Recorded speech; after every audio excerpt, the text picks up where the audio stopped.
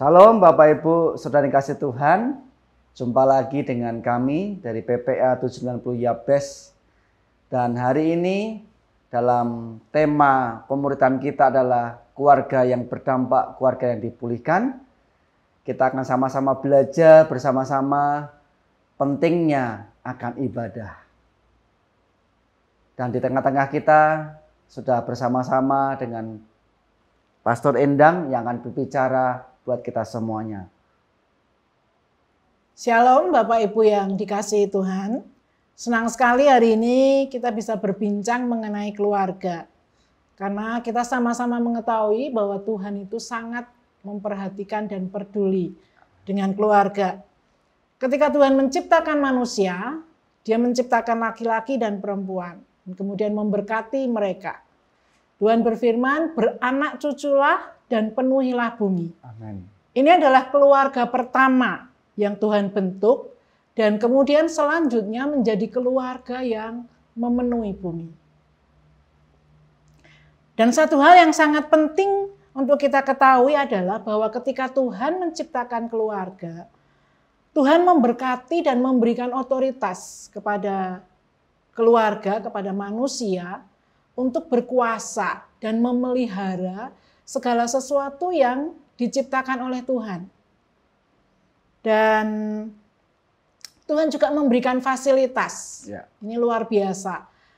Untuk manusia bisa hidup dan mencukupi semua kebutuhan-kebutuhannya. Kebutuhan sandang, papan, dan pangannya.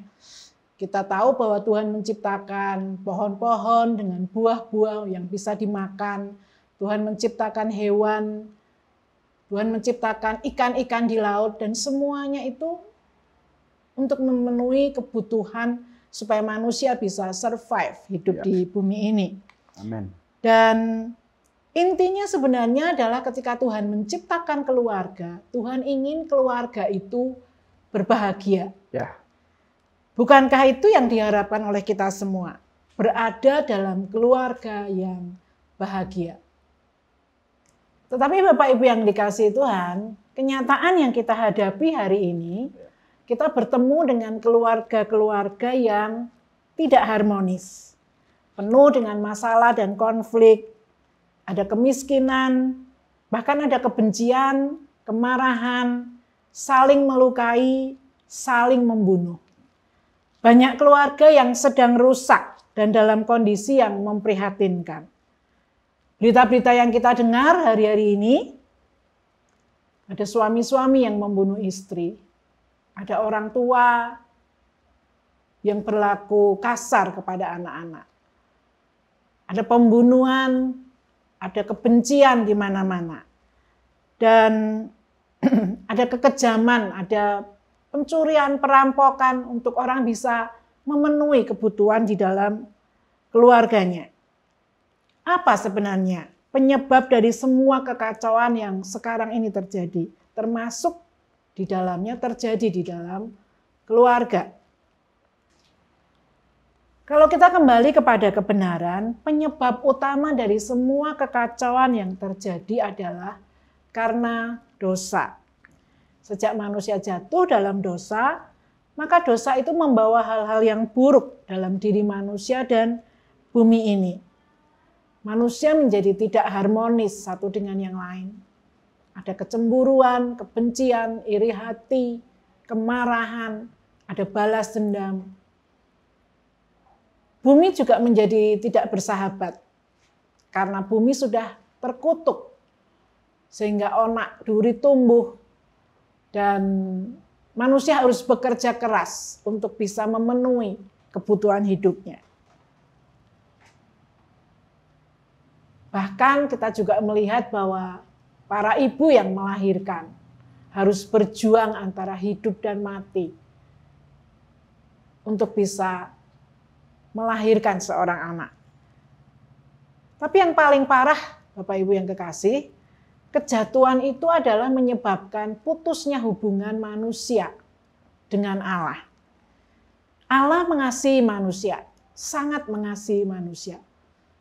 Tetapi Allah yang mengasihi manusia itu adalah juga Allah yang kudus dan adil. Dia harus menghukum dosa. Nah, Bapak Ibu yang kekasih di dalam Tuhan, ada berita baik yang hari ini bisa kita dengar. Syukur kepada Allah. Sebab Allah itu kasihnya sangat besar kepada manusia. Ketika manusia jatuh dalam dosa, Tuhan merancang melakukan penebusan bagi dosa manusia. Tuhan menyelamatkan manusia dari kejatuhannya akan dosa. Dan ketika manusia mengalami pengampunan dari dosa, maka pemulihan juga akan terjadi, termasuk di dalamnya.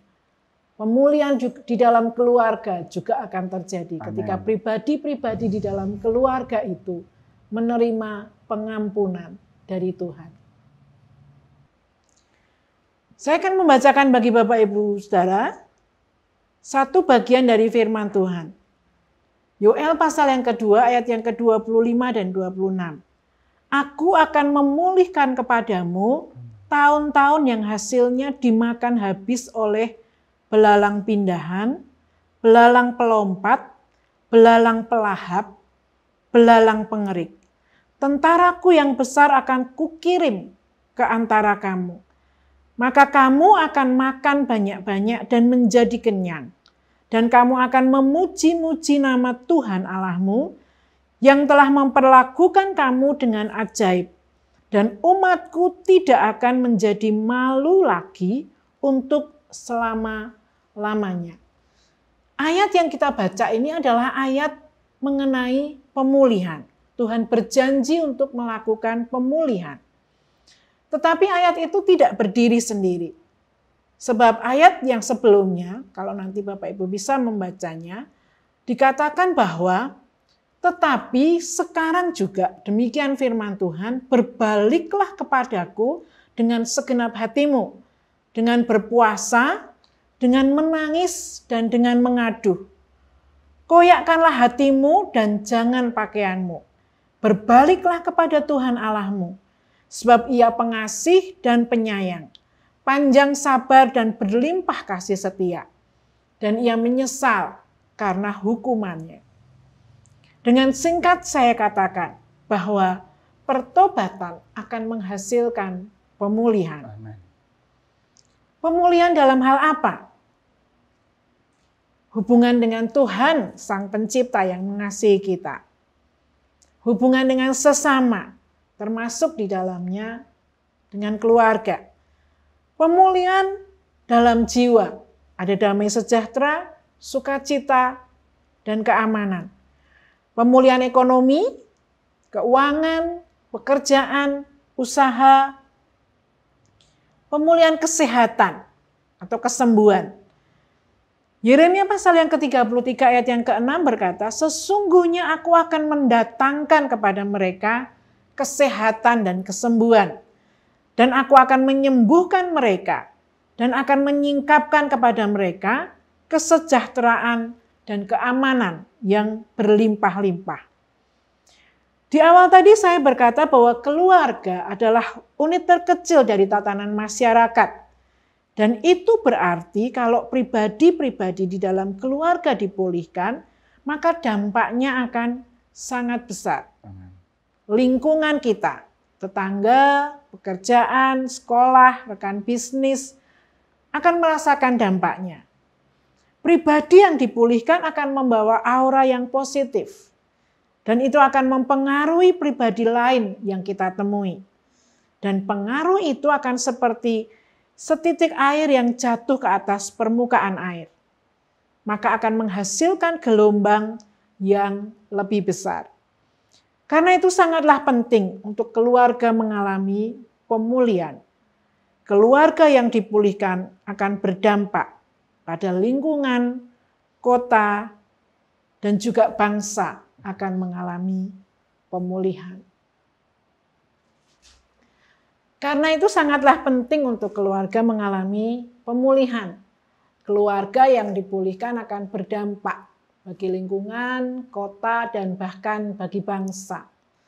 Tetapi yang terpenting sebenarnya adalah pemulihan yang terjadi antara hubungan manusia dengan Allah. Ketika keluarga dipulihkan, maka hubungan dengan Tuhan, ibadah kita juga akan mengalami pemulihan. Baik Pastor Endang, saya ucapkan banyak terima kasih buat materi yang sudah disampaikan. Dan hari ini saya mau bertanya dengan Pastor Endang. Yang pertama, apa saja yang harus dilakukan supaya keluarga itu mengalami pemulihan? Ya, seperti yang saya sampaikan tadi bahwa pemulihan itu dimulai dari sebuah pertobatan. Bertobat itu berarti kita mengaku bahwa kita orang berdosa dan kemudian kita memohon pengampunan dan menerima dengan iman Kristus sebagai juru selamat kita.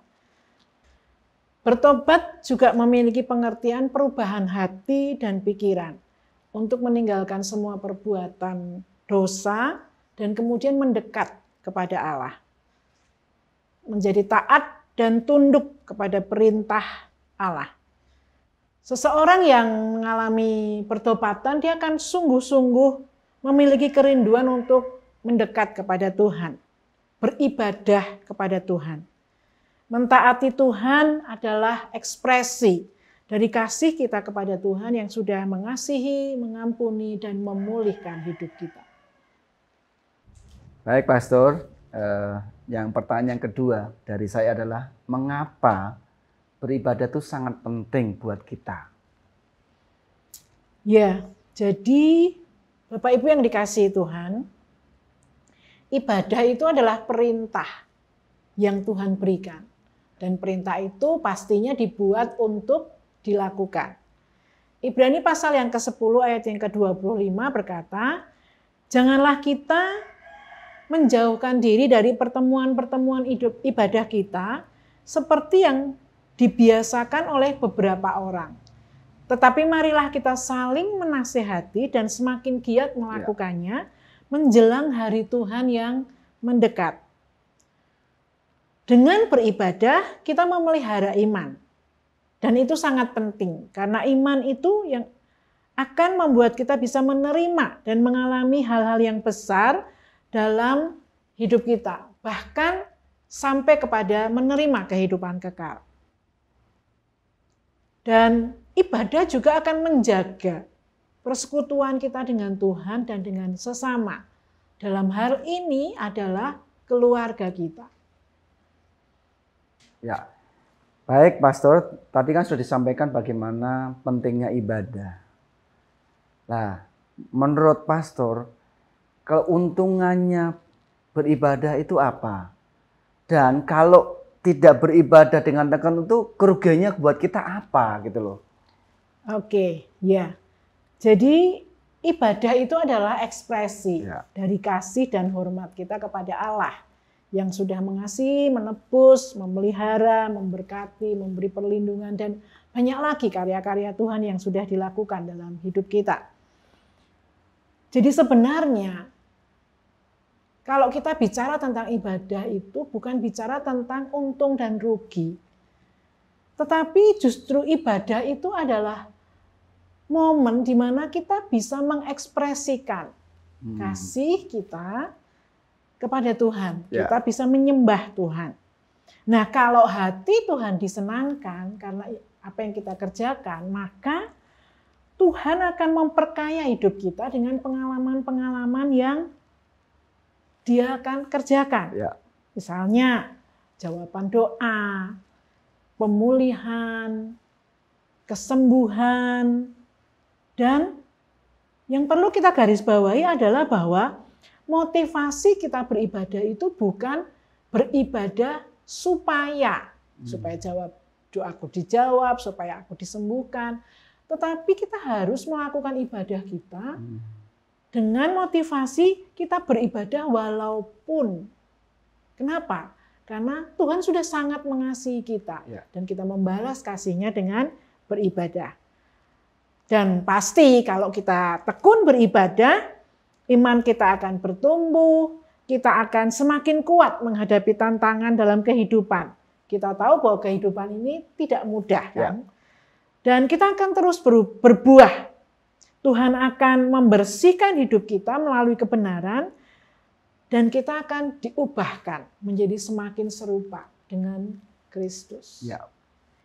Ya, tetapi apa yang terjadi kalau kita tidak tekun beribadah atau kita melalaikan ibadah kita? Firman Tuhan berkata bahwa kita akan jauh dari kasih karunia. Artinya bahwa Tuhan itu tetap mengasihi kita. Tuhan tidak meninggalkan kita. Tapi karena kita yang tidak mendekatkan diri kepada Tuhan, maka kita akan merasa Tuhan jauh dari hidup kita.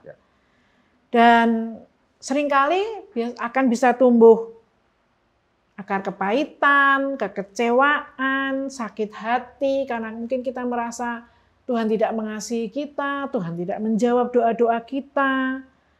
Ada banyak timbul kesulitan yang bahkan bisa merusak hubungan kita dengan sesama, hubungan kita di dalam keluarga.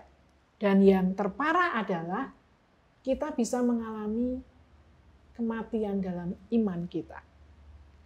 Sekali lagi terima kasih Pastor Endang buat penyampaian materi pada bulan ini. Baik Bapak Ibu saudara yang dikasihi Tuhan, hashtag kita adalah mari tekun beribadah kepada Tuhan. Itu akan membuat kita semakin dekat kepada Tuhan. Jumpa lagi di acara pemuritan PPA Yabes 790 di bulan depan. Tuhan Yesus memberkati kita semuanya.